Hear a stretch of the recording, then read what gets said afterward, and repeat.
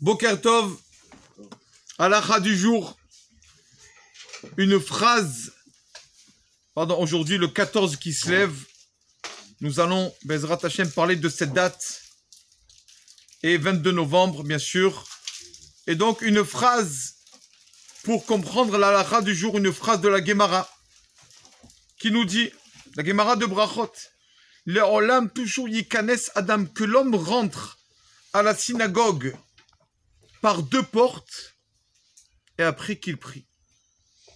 Avant de prier, il doit rentrer par deux portes. Comme c'est marqué, l'ishmor mezuzot petachai. Donc qu'est-ce que veut dire ça? Qu'est-ce que veut dire cette phrase de nos sages? Deux portes. Ça veut dire quoi deux portes? Alors première explication, la mesure de deux portes. Ça veut dire à peu près une porte, c'est à peu près 24 cm. Ça veut dire 48 cm, il doit rentrer dans la synagogue. Ça veut dire quoi? Quand on rentre quelque part, quand on est bien, on s'installe bien, on est bien dans cette place.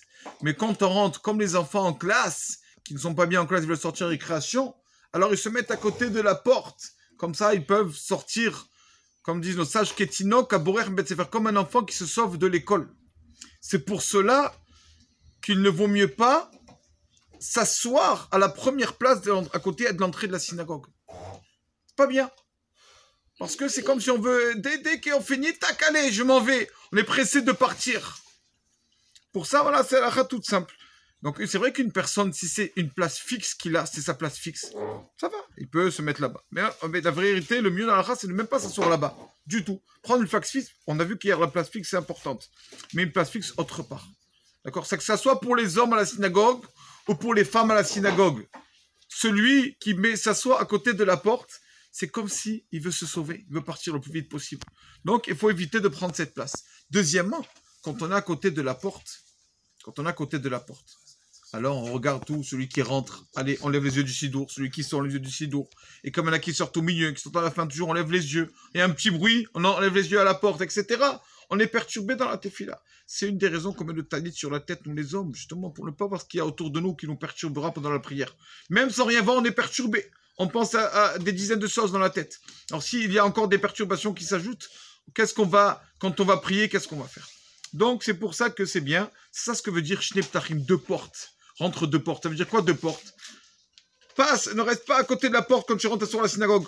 Avance un peu et tu t'assois là-bas un peu loin de la porte. On dit la chassidoute nous dit, Rabbi Pinchas de Koritz nous dit, la chassidoute, c'est quoi deux portes? Quand une personne veut commencer à prier, il doit passer deux portes. Qu'est-ce que veut dire deux portes? Qu'il sorte de ce monde. Ça veut dire qu'il oublie tout ce qu'il y a dans toutes ses affaires, tout son problème, le travail, la maison. Qu'il oublie, qu'il passe la porte. Comme s'il sort de ce monde, entre guillemets. Première porte. Et qu'il rentre dans la deuxième porte. Qui fait comme s'il rentre dans le monde futur et pas à la Kadosh Baruch Hu. C'est ça les deux portes. Oublions tous nos soucis. Première porte.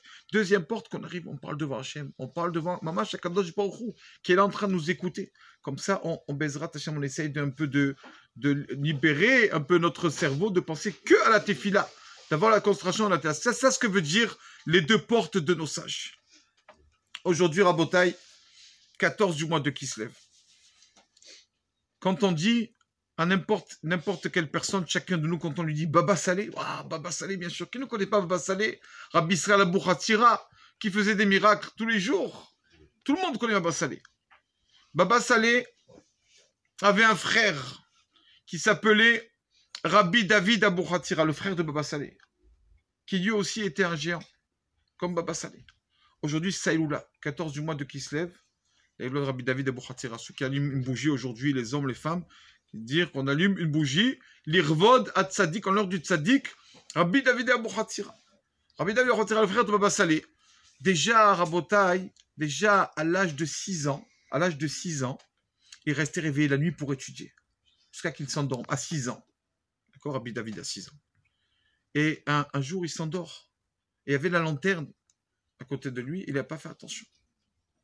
Quand il s'endort sur sa table,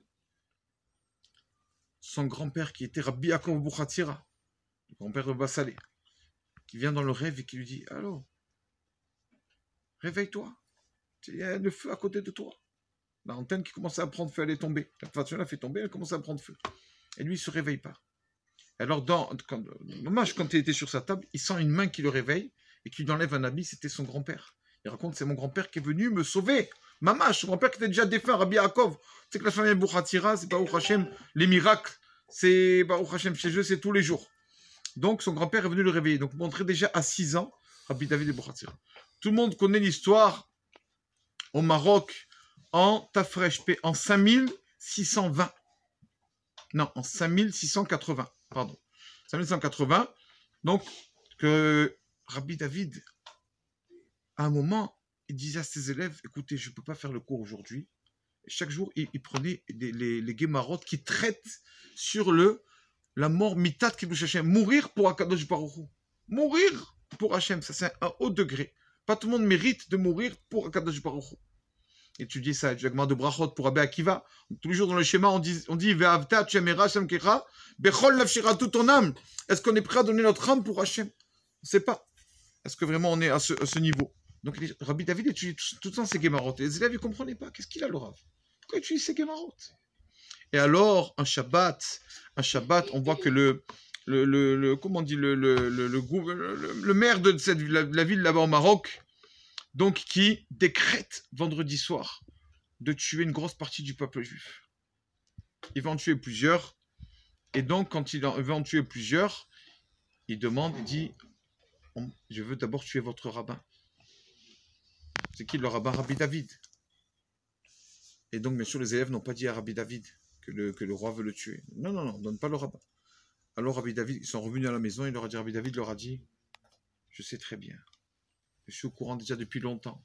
Depuis longtemps, je vois ce décret qui est sur la ville que des centaines de nos frères doivent être tués. Mais je vais prendre ça sur moi. C'est moi qui va partir à votre place. Comme ça, vous serez tranquille après. Et donc, le roi a attendu le rabbin Rabbi David qui est venu. Il est allé au mikvé. Il avait ses habits blancs du Shabbat. Shabbat après-midi, qui est le moment le plus saint dans la semaine. Rahava des Rahavin. Shabbat après-midi, le temps de Souda Shishit, c'est le moment le plus haut. Comme ça nous disent nos sages. Au moment Eitratson, le moment de miséricorde. Et ce moment-là, il y a deux versions. Une première version qui dit que Rabbi David, il a fait, je sais pas, il a fait tout le schéma. Et on lui a mis un coup de canon, le canon ne marchait pas. À la fin du schéma, il a dit canon. Lui, il a dit canon. Alors le canon a marché, ils l'ont tué comme ça. C'est lui qui leur a dit quand. Sur la place de la ville. Il y avait tout le monde autour de lui, sur la place de la ville.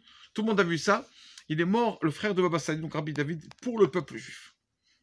Et donc, Baba Salé Rabotai, Baba Salé qui raconte, c'est magnifique. Baba Salé raconte, pendant 7 ans, il dit, Baba Salé, j'ai fait le deuil sur mon frère. J'étais pas tranquille. J'ai perdu mon frère. Alors allez-nous. Que Dieu nous préserve. Il dit, Baba Salé raconte, pendant 7 ans, j'étais en deuil sur mon frère, jusqu'à que je vois mon frère un soir dans le rêve. Baba Salé raconte, dans le livre Maasé d'ici, Baba Salé qui raconte, qui dit que je vois comme une menorah de feu, un candélabre en feu qui descend du ciel, dans le rêve, hein, bien sûr. Baba Salé qui raconte, et on me dit, je demande qui c'est, on me dit c'est Avram Avinu, qui va se tremper au mikvé, dans le mikvé de Rabbi Yaakov, du grand-père de Baba Salé. Donc je reprends Baba Salé qui rêve de Avram Avinu, dans son rêve, qui vient se tremper dans le mikvé de son grand-père. Une deuxième menorah, il dit Baba Salé, je rêve. Je demande qui c'est, on me dit Yitzhak, deuxième patriarche. Troisième menorah de feu, Yaakov. Quatrième menorah, Moshe. Cinquième menorah, Aaron. Sixième menorah, Yosef. Septième menorah, David. 7 patriarches qui viennent se tremper dans le mikvé de son papy Rabbi Yaakov. Il dit, moi, je viens pour voir. Je voulais voir ça dans mon rêve, je voulais m'approcher de ça. Alors je vois un huitième candélabre qui vient. Je viens pour m'approcher, on me dit, non, tu ne veux pas t'approcher de lui. Je demande qui c'est. Elle me dit, tu ne me reconnais pas, je suis ton frère, David, c'est moi. Mais tu ne veux pas t'approcher de moi. Parce que toi, tu es encore dans ce monde matériel, tu ne comprends pas. Tu es encore triste, mais tu ne comprends pas pourquoi je suis parti. Mais moi, j'ai tout compris quand je suis arrivé dans le ciel. Nous, on est dans le monde de la vérité, après on comprend tout quand on arrive en haut. Donc tu ne veux pas encore m'approcher. Comme ça, il lui a dit dans le rêve. Mais arrête de faire le deuil, il lui a dit. Parce que je suis très bien où je suis. Baba Salé qui raconte. Baba Salé, le pauvre, il a beaucoup souffert. Baba Salé, on sait que Baba Salé, à part son frère comme ça, Baba Salé, il voulait faire toutes les mitzvot. Et une mitzvah qu'il n'a pas mérité de faire, la mitzvah de Pidyon Ben Racha du premier-né, Baba Salé. Donc qu'est-ce qu'il a fait?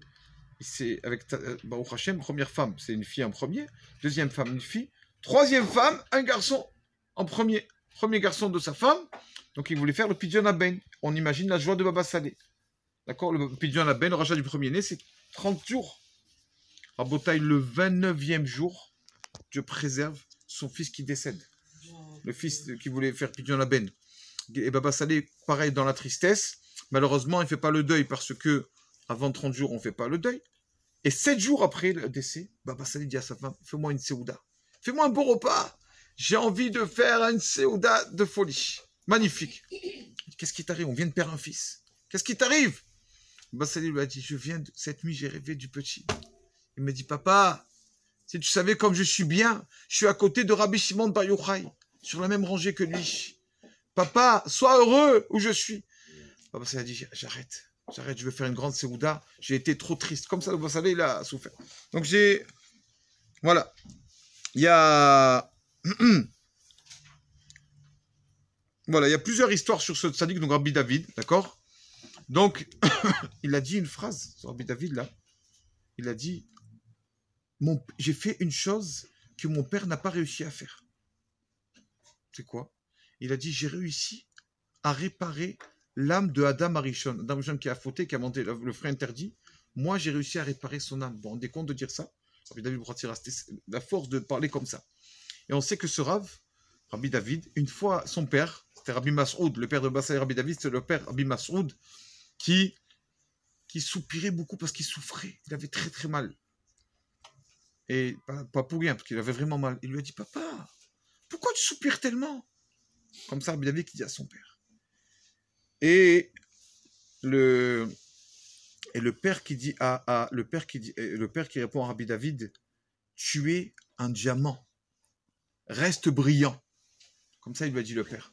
Ça veut dire, comme tu me parles à ton père, parle calmement. Il a compris le message Rabbi David, c'est là aujourd'hui. Il est parti en exil pendant 1 an pour pardonner cette faute-là qu'il a dit à son père, papa, pourquoi tu soupires tellement? 1 an, il a fait de galop d'exil.